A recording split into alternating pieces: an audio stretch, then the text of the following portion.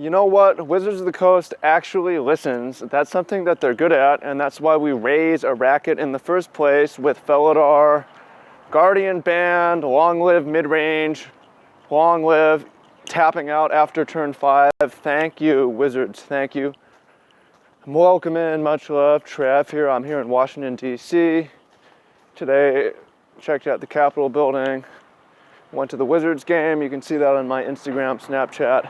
Did some work in the mastermind. We've been working on 4C Saheeli with Glorybringer and Pull From Tomorrow, but thank fucking God, it got banned. Now, need to make this, first of all, to let y'all know, and also, there were so many people who were like, after me and all the other pros are, hey Wizards, this is a mistake. There were so many people who were like, oh my God, all the pros are bitching, they don't do anything, all you do, they just give up. Here's the thing. First of all, making noise is action. Wizards has established that they do listen to community. This doesn't particularly surprise me. I figured like the reaction is so bad that they can still ban it. So if all of us had just said, hey, standard's actually great, this is fine, it's not burning down, it would have been fine. And I get it, like maybe your LGS still fires standard, most people's don't. And the issue isn't the bannings, although the previous round of bannings was fucking terrible. I don't know why they did it. Maybe they watched my video where I said they should ban those cards, but that was a troll video. I don't know. There was some shit on Twitter. Anyway, that's how it always starts. But this time, I'm very, very, very happy. So we'll talk a little bit about standard. But, you know, Gideon was not too good. Gideon narrowed the range of 4-drops you could play and still does. But you can still play some other 4s. Heart of Kiran's too good, but we at least have removal for it. It's kind of random, legend. The thing about Felidar combo is it just shuts the door on mid-range. You can't plan on casting a 5-drop. You can't plan on casting a 5-drop or you lose. So the deck's just too good. It's like there's certain times where it's like, hey, don't give up and net deck and try to brew. It's like there's other times where a deck's just way too fucking good and you have to play it. You try hard to metagame against it, you still lose. Like Affinity in Mirodin. So this was one of those times. And our action was rewarded. And Wizards stepped up and said, you know what? Actually, all Amonkhet did was made Saheeli even better. Because Saheeli has new planeswalkers to play. It's got new creatures. Guess what? Manglehorn made Saheeli better, not worse, because it's something it could tutor for and use. Guess what? It can use Glorybringer. Guess what? Pull for Tomorrow is actually the best in Saheeli because it gives it a late game mana dump that's just crazy.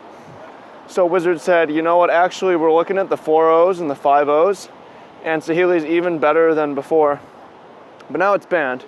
And I'm so happy because for a lot of reasons. One of the reasons is the Pro Tour is a lot more exciting to me now because I was going to play 4C Saheeli, but now I have no idea. And I have a lot more work to do, but I'm also very excited. Another reason is I'm happy because we've got this mastermind, this coaching program and network, and a bunch of people are in here and want to have an edge, want to have an advantage in the metagame. And it sucks when it's like, here's the Saheeli list we're going to play, and everyone else is playing Saheeli too, and sorry, you know, but now we can actually have an edge. Now we can actually give these guys some good technology for this weekend and next weekend, because we've got a bunch of people working on a new problem that everyone is lagging way far behind on. We've got 70 people working on this right now. I bet you we're gonna have great lists for the SCG this weekend. We're gonna have great lists for the Pro Tour. I'm very happy. And I'm happy for 2 more reasons. One, Standard's just a lot better when there's rotation. And this is basically a major rotation because the best strategy just got banned, forced out of the metagame. So now anything goes. You know, it opens up a wide variety of mid-range strategies. Naya, green-white, black-green. If you want to turtle around, you can now, and that's awesome because that's what Magic is all about, is doing cool stuff. And then, finally, I bet you F&M Standard's going to pick up a little bit. Can't guarantee it, but there were so many people who were like, I'm not going to buy Amonkhet if they don't ban Cat because I just don't want to I don't want to deal with that shit.